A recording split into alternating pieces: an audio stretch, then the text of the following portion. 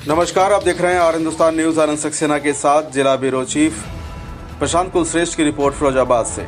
सदियों से कांच और चूड़ी उद्योग का केंद्र रहे फिरोजाबाद में अब कांच श्रमिकों के अधिकारों की और सुरक्षा की और उद्योग की स्थिरता को लेकर एक अहम मांग उठ रही है। स्थानीय श्रमिकों और उद्योगपतियों ने कांच एवं चूड़ी श्रमिक एक्ट बनाए जाने की आवश्यकता पर जोर दिया है, जिससे इस उद्योग से जुड़े लाखों लोगों का भविष्य सुरक्षित किया जा सके।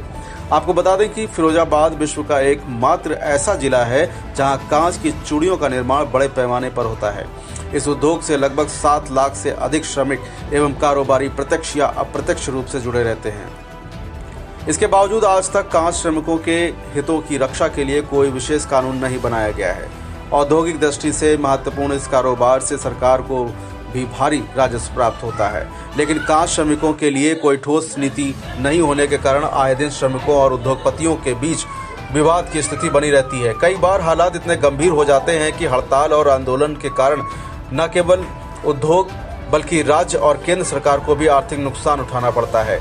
बीड़ी उद्योग, चीनी मिलों सहित कई उद्योगों के लिए सरकार ने विशेष श्रम कानून बनाए हैं, जिससे उन उद्योगों में कार्यरत श्रमिकों को सुरक्षा और अधिकार प्राप्त होते हैं।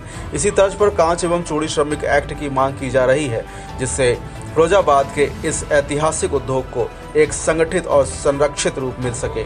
फिरोजाबाद के श्रमिक और व्यापारी वर्ग सरकार से मांग कर रहे हैं कि इस प्रस्ताव को उत्तर प्रदेश शासन और केंद्र सरकार द्वारा पहुंचाया जाए, ताकि जल्द से जल्द कांच श्रमिक एक्ट लागू किया जा सके।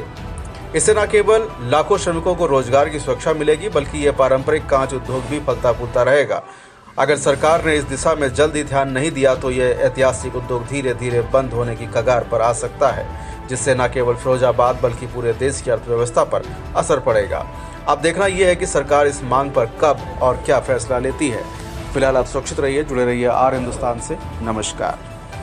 क्या नाम है आपका? मेरा नाम दिनेश यादव एडवोकेट है जी। और मैं भारतीय मजदूर संघ का विधिक सलाहकार हूँ फिरोजाबाद का। और आज भारतीय मजदूर संघ ने चूड़ी एक्ट को लेकर के एक ज्ञापन दिया है, क्योंकि बहुत सारे जो उद्योग हैं, जो कुटीर उद्योग हैं, उनको लेकर के अलग अलग एक्ट बने हुए हैं, लेकिन ये एक ऐसा उद्योग है जिसमें कई लाख मजदूर, दसियों लाख मजदूर कामगार के रूप में काम करते हैं, और उनके इसके लिए कोई ऐसा एक्ट नहीं बना जिससे मजदूरों की सुरक्षा की जा सके, मजदूरों को उनका उचित अधिकार मिल सके। ऐसा कोई एक्ट चूड़ी मजदूरों के लिए नहीं है। इसी को लेकर के भारतीय मजदूर संघ ने एक ज्ञापन आज सौंपा है, जिससे चूड़ी मजदूरों का तो लाभ होगा ही, साथ में जो हमारे चूड़ी के जो व्यापारी, जो हमारे जो कारखानेदार हैं, उनको भी सब्सिडी गैस की मिलेगी, उनको भी लाभ होगा। इससे हमारे जिले का विकास होगा। आज आप लोगों ने जिलाधिकारी महोदय को किस विषय को लेकर ज्ञापन दिया? मैं रमाकांत, जिला मंत्री भारतीय मजदूर संघ। फरीदाबाद में एक इतनी बड़ी जनसंख्या है मजदूरों को, इन मजदूरों की वजह से ही यहाँ अगर केले का ठेला भी लगता है या कपड़े की दुकान खुलती है या प्रॉपर्टी की डीलिंग होती है, बिक्री होती है, वो सब मजदूरों के कारण और इस चूड़ी के कारखानों के कारण होती है। अभी 8 घंटे से 12 घंटे काम चल रहे थे, कहीं 9 घंटे 10 घंटे। अभी डीएम साहब के प्रयास से, एलसीसी महोदय के प्रयास से अभी 8 घंटे होने से इतना बड़ा फर्क पड़ा है कि 30 कारखाने चल रहे थे, आज 60 से ऊपर कारखाने चल रहे हैं। इसके लिए पूरे प्रशासन को बहुत बहुत धन्यवाद। दूसरा, हमारी एक कांच चूड़ी श्रमिक एक्ट को लेकर मांग है, हमारी भारतीय मजदूर मांग करता है। ये एक्ट अगर बन जाता है तो यहाँ पूरे जिले के ही नहीं, पूरे प्रदेश के ही नहीं, पूरे देश में भी चूड़ी का काम से लाखों लोगों की रोजी रोटी चलती है कि कम से 7 लाख मजदूर और सरमाएदार मिलाकर उनकी रोजी रोटी फरीदाबाद में चलती है। फरीदाबाद के अतिरिक्त जहाँ भी चूड़ी बिकती है, एक ठेले वाला भी, उसको भी रोजी रोजगार मिलता है।